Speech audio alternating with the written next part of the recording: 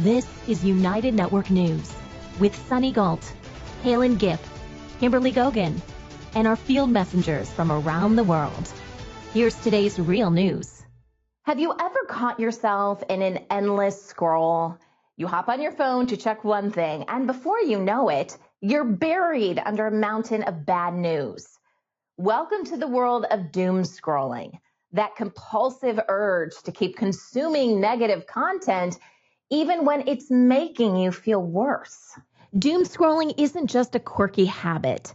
It's a behavior that's been flagged by psychologists as harmful to our mental health because it causes brain rot, which refers to the gradual decline of a person's mental state, often linked to overconsumption of trivial or unchallenging content, especially online. And studies are backing this up.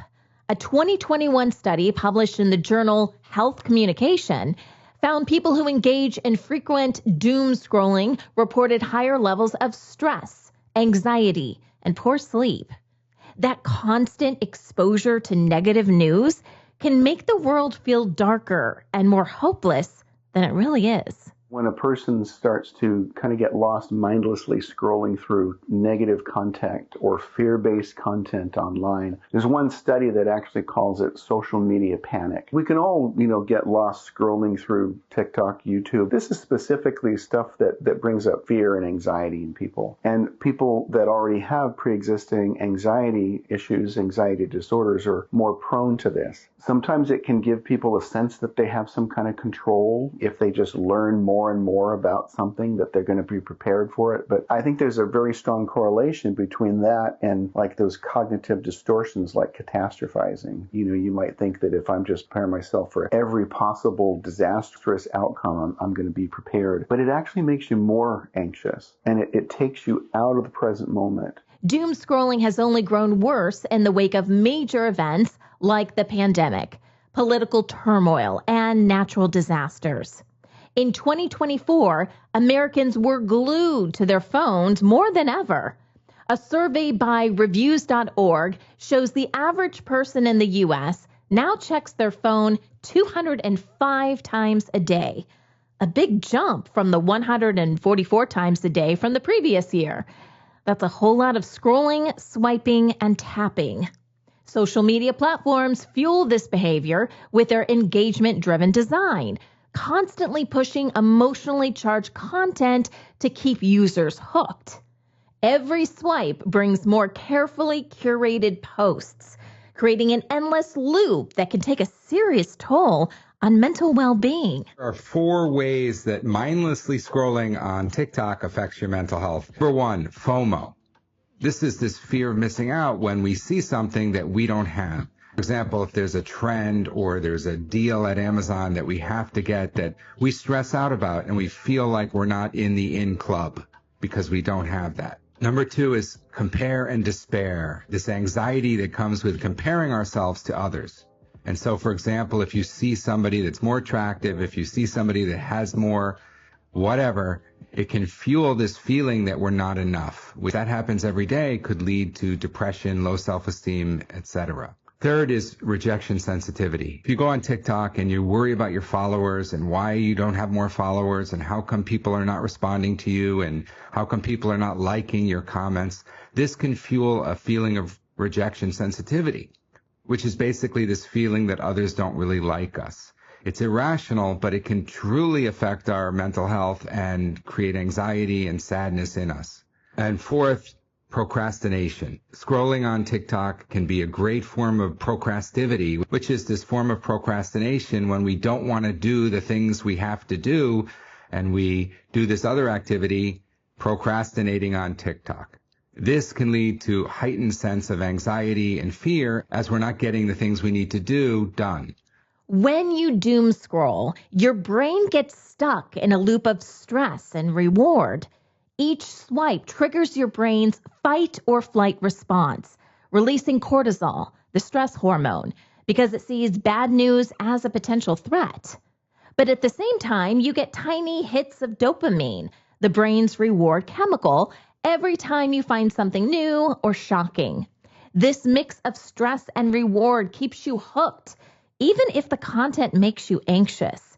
It's like your brain saying, this feels bad, but maybe the next scroll will be better. Spoiler alert, it usually isn't. So how do we stop? First off, let's be mindful of the time we spend online. Set limits. Many phones have built-in screen time trackers, so use them.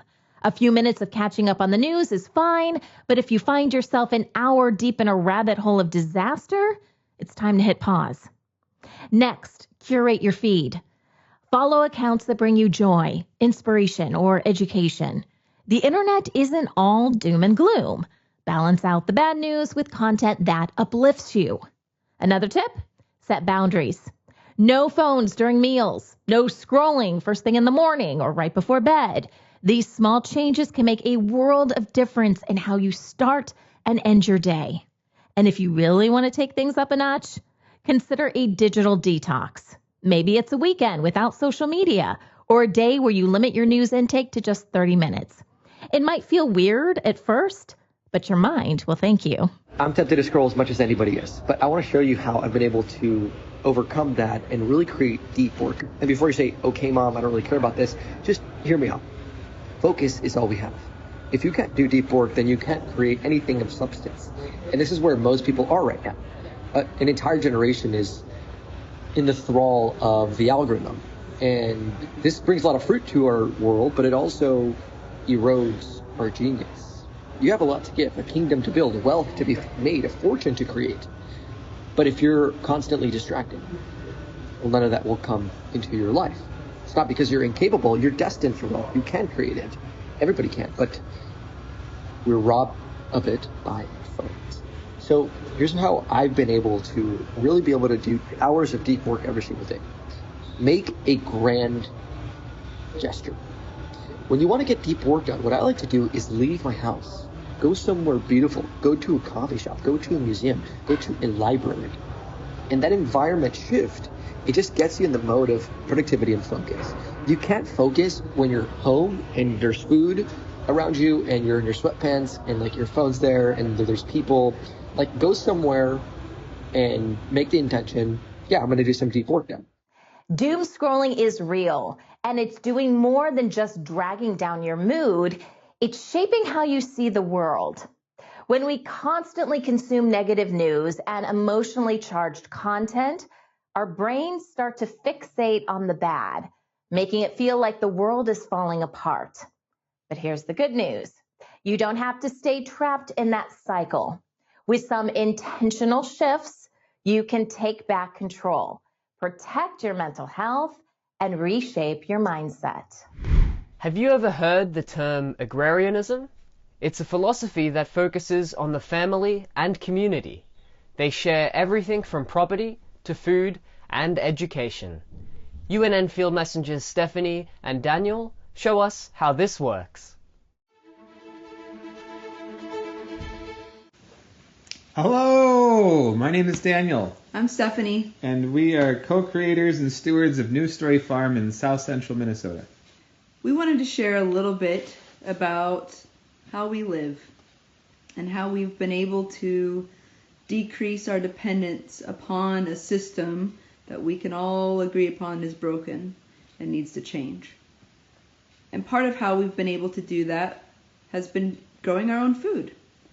We've been privileged enough to live on land, Daniel's family farm, that has enabled us to grow the majority of our food, upwards of 80%. That means we're not having to buy food from the industrial system, which is not taking care of land, which is exploiting people and also not growing very healthy food. By growing our own food, we're also growing our health. We are intimately involved with nature every day. We get lots of sunshine, fresh air. So we've had a lot of experience in different types of farming around the world, and we came to regenerative farming, which I guess in my definition would be a way of farming and growing food as a byproduct of ecological restoration, where you're actually working with nature rather than against it. You're learning what that part of the world once was, what it grew naturally before our culture came along and uprooted it, and growing food that wants to be there rather than that doesn't. So every year that you grow food, you're actually you're improving the capacity for that land to grow more diversity and abundance. This is Stephanie. And this is Daniel. And we are field messengers with United Network News. Obesity has become a serious global issue, affecting millions of people across all age groups. Interestingly, China is seeing one of the fastest rises in obesity rates, becoming a significant public health concern. It's a growing challenge with both adults and children affected by this condition. State media reports more than half of Chinese adults are already overweight, putting pressure on healthcare budgets. Also, data shows about 19% of children and adolescents 6 to 17 years old and 10% of children under 6 in China are overweight or obese. So what's driving this surge? A lot of it comes down to rapid economic growth and urbanization.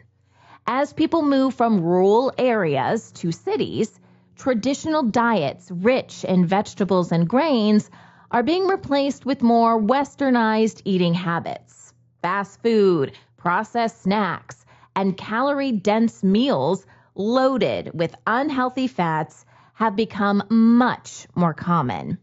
Add to that a lifestyle that's increasingly sedentary, desk jobs, long commutes, and less time for exercise.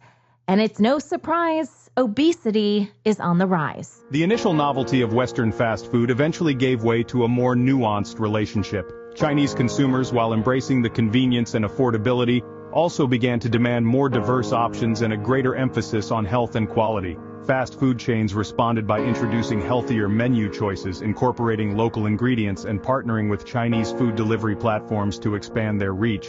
The rise of fast food in China also sparked a debate about its impact on traditional Chinese cuisine and eating habits.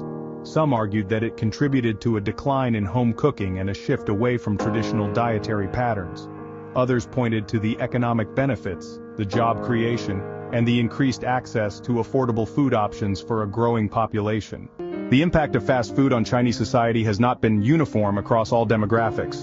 A generational divide has emerged, with older generations often maintaining a stronger connection to traditional Chinese cuisine and younger generations displaying a greater openness to Western fast food and its associated dining habits. Older generations, many of whom grew up in an era of food scarcity, often view fast food as a novelty or an occasional indulgence. Their palates are accustomed to the subtle flavors and textures of traditional Chinese cuisine, and they place a high value on fresh ingredients and home-cooked meals. For them, food represents more than just sustenance. It's a connection to family, tradition, and cultural heritage. Obesity is more than just a weight issue. It's fueling the rise of chronic diseases like heart disease, diabetes, and even cancer. Studies show it's having a significant impact on long-term public health in China. Recognizing the severity of the situation, China's National Health Commission released in October 2024 its first guidelines for diagnosing and treating obesity. By officially classifying obesity as a disease and a leading cause of chronic illnesses, the guidelines aim to standardize care through clinical nutrition, medication, surgery, behavioral therapy, and exercise. In July 2024, the government launched a 3-year anti-obesity campaign with 15 other departments on board. The initiative encourages balanced diets, regular exercise, healthy sleep, and family involvement as key ways to tackle the problem. Schools are also being asked to step up by promoting daily physical activity, hiring nutritionists, and serving healthier meals with less salt, sugar, and oil. In China, students exercise together every morning. It's only 9:30 a.m., and these high schoolers have been exercising for about 30 minutes now. But this doesn't replace PE class. Most schools have an additional and more rigorous gym class that meets 1 to 3 times per week, but this depends on the province. Meanwhile, weight loss camps are popping up everywhere. There are about 1,000 of them now operating across China. These camps often enforce strict exercise routines and monitor snacking closely, but not all the attention has been positive. Tragically, an influencer died in 2023 while attempting to lose more than 100 kilograms or 220 pounds at one of these facilities.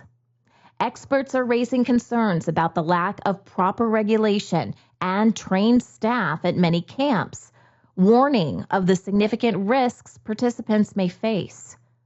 At the same time, weight loss drugs like Ozempic are becoming incredibly popular, with sales doubling in China in 2023. While drugs like these can be effective, experts caution about potential side effects and the risks of relying too heavily on medication instead of long-term lifestyle changes. The country has declared war against obesity. Everywhere, fitness camps for obese youth are blooming.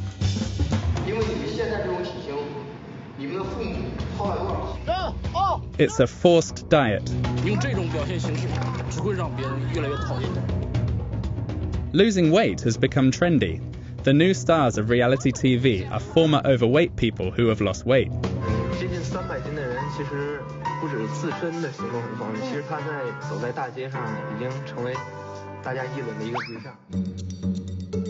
To cope with this phenomenon, the Chinese are turning to traditional medicine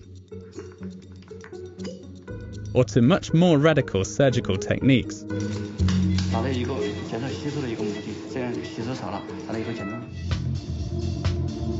Others have turned the problem into a business. One of the most downloaded smartphone apps in the country is a weight loss program. 然后呢叫薄荷健康学院全网分发的，我们现在呢每个月呢都有差不多6-7千万人次来上课。 Some, on the other hand, are fighting for overweight people to be more accepted. 我跟你说，这姑娘之前200多斤，然后你知道她走在路上被人家吐口水过。 Historically, obesity in China was more common amongst the wealthy, as they were the ones who could afford to eat in excess. Regional diets also play a role. In the north, where calorie-dense wheat-based foods like noodles and dumplings are staples, obesity rates tend to be higher. In the south, diets traditionally include more vegetables, rice, and seafood, which are considered healthier. China's fight against obesity is a complex and evolving challenge, with expansive government initiatives, evolving dietary habits, and rising public awareness. Addressing this issue will require a balanced approach that addresses both prevention and treatment. When you're wandering through the aisles of the grocery store, chances are you've seen natural flavors and artificial flavors listed on ingredient labels. Most of us assume natural is better, healthier, or safer. But is that really the case? And here's an even bigger question. Do we even need added flavors in the first place? Let's start with how these flavors are defined. The U.S. Food and Drug Administration, or FDA, defines natural flavors as those derived from plants or animals, while artificial flavors use lab-made chemicals.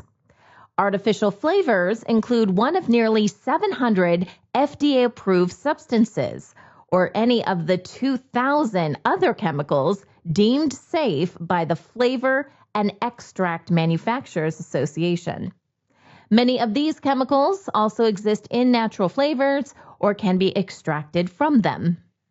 The processed food industry adds flavors to almost everything.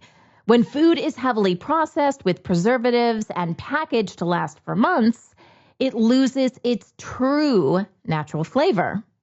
To fix this, the huge flavor industry creates chemicals that make processed food taste like real food. These flavors are designed to taste good and also to keep you coming back for more by tricking your brain into craving them. This chemical manipulation plays a big role in why Americans consume more calories than other countries. Big food companies use these flavors to hijack our taste buds, encouraging us to eat more and boosting their profits. There's this invention called a gas chromatograph where they can identify certain flavors. Because flavor is just chemistry. Yeah. Everything in life is chemistry. Yeah. Love is chemistry. They can identify these certain flavors and then basically just recreate that flavor synthetically.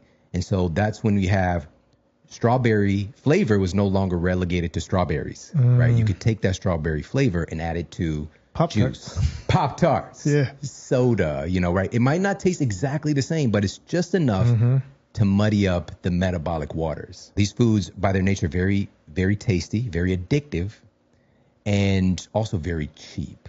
Food activist Vani Hari warns the term flavors on food packaging can be misleading. It sounds harmless, but it often hides a long list of ingredients. Flavor companies keep their formulas secret, so it's nearly impossible to know what's in them. For example, natural apple flavor isn't just apple juice. It's mixed with preservatives, stabilizers, and other agents. The nonprofit organization Environmental Working Group says some flavors can include more than 100 ingredients, like propylene glycol, polysorbate 80, or BHT, which don't have to be listed on labels. The U.S. Food and Drug Administration does not require companies to disclose what's in their flavors, leaving it a mystery. So when you see flavor on a food label, it's unclear what chemicals or preservatives are in it. And this can be a big problem, especially for people with allergies or restricted diets. Artificial food flavorings, often found in processed foods, are designed to enhance taste, but can have detrimental health effects. Many flavorings use synthetic chemicals that may trigger allergic reactions, leading to symptoms like rashes and headaches. Studies suggest these chemicals can also impact the nervous system, causing mood fluctuations and concentration issues. There is growing evidence that some artificial flavorings can disrupt gut bacteria balance, causing digestive problems. Experts recommend choosing natural and freshly prepared foods to reduce exposure and maintain healthier dietary habits.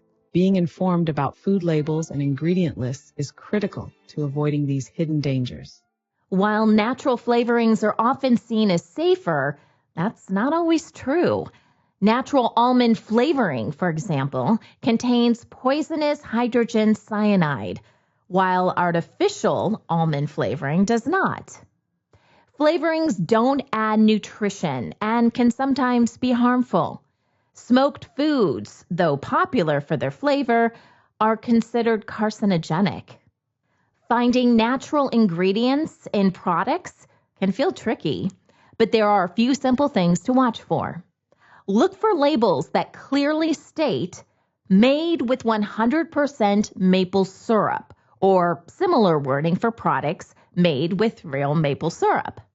For fruit-based products, check that the label includes the full name, like apple or apple juice, to ensure it's made from real fruit. If a product has both natural and artificial flavors, the label will say so, such as butter flavored when it contains butter and shortening. And of course, for chocolate lovers, make sure chocolate is listed in the ingredients. Orange juice, natural flavors, vanilla coffee creamer, natural flavor, water, natural flavors, natural essence, bread, natural flavor. So how could vanilla yogurt not have any vanilla bean in there, but still be called vanilla? It's because of natural flavors. Walk around the grocery store. Natural flavors are the biggest lie at the store. Here's the deal. It's not really regulated. The only rule about natural flavors is that it has to start from the real ingredient, like vanilla. But you can take it back to a lab and add up to 100 synthetic ingredients to make that natural flavor more vanilla-y, more strawberry, make it linger on your tongue, make you give a certain sensory reception to your brain. There's nothing natural about them. They're slightly better than artificial flavors. Don't believe me? Fine. Go on YouTube and search 60 Minutes Natural Flavors and you'll learn all about it. Bottom line is try to stay away from natural flavors when you can because there really is nothing natural about it. Ultimately, understanding what's in your food is key to making healthier choices. While flavors might make processed foods taste better, they often come with hidden ingredients that aren't always good for you. Reading labels carefully and choosing foods with simple, real natural ingredients can help you eat smarter and feel better. Farm communities are a valuable resource to access fresh local food. UNN field messengers Rebecca and Dan show us a local farmer who provides self-serve eggs.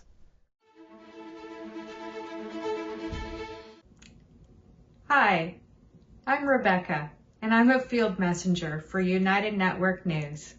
Hi, I'm Dan. I'm also a field messenger for United Network News. Here we are, right in the field, and we're coming to you from Eastern Ontario, Canada today. As we come to a stop here, you'll notice that we've got a flock of wild turkeys and white-tailed deer. These are female turkeys, and they're called hens. The male turkeys are quite a bit bigger, as you can see, and if you see this, it means that this tom is getting ready to mate or attack. It scales pretty quick, and it's up to you to decide. Here we are at our location. This is a Farmgate, and today we've come to purchase eggs. This farm specializes in eggs and honey, and sometimes the occasional kielbasa. This family has been in the farming business for 30 years, but this Farmgate establishment or portion of their business has just been running for 7. And what this means is that you can come in and purchase their produce directly from them. It's self-serve, and you just sign in with the purchase that you've made, and then you pay in their drop box the exact amount. So this is what Dan's getting ready to do. He's just putting his cash in their drop box. And now the eggs here are usually really fresh, only a day or 2 old, and most people that buy Farmgate style buy multiple dozens at a time. So the farm provides egg crates and elastic bands or binder twines so that you can make sure your eggs are safe for traveling from A to B depending on how far you have to drive. Now back at home, we're going to repurpose those egg crates. We've started our garden already. We're about 2 months away from planting. So when the snow's gone, these plants are going to go in the ground, egg crate and all. Thanks for watching. Take care. Lots of love. Dan and Rebecca.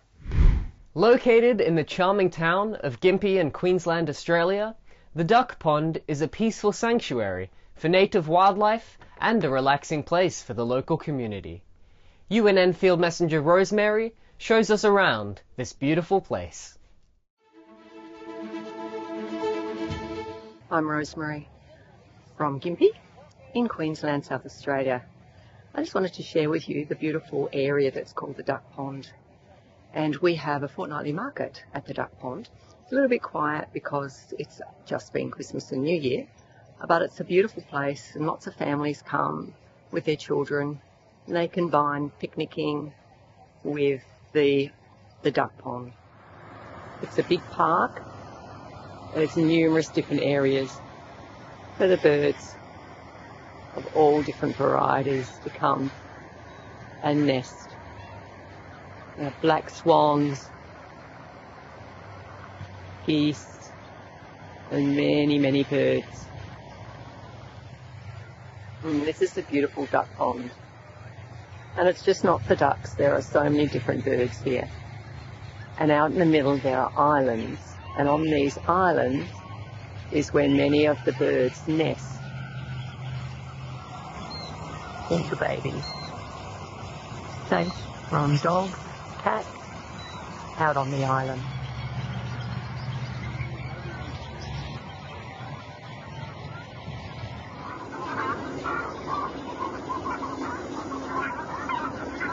There's a no feeding the birds policy here but the swans, I think, get fed pretty well with children and pieces of bread. So they're very happy to come over when we come near the bank. So just in case there's some food to be thrown. There's majestic swans taking a rest. Every tree has birds in it.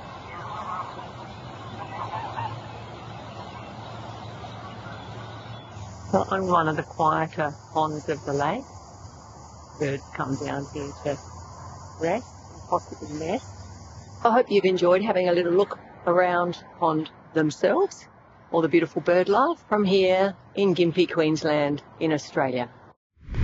Now it's your turn. Join our weekly meetings and become a field messenger. More information is available at our website, unitednetwork.earth. We're UNN, and we're taking back the news.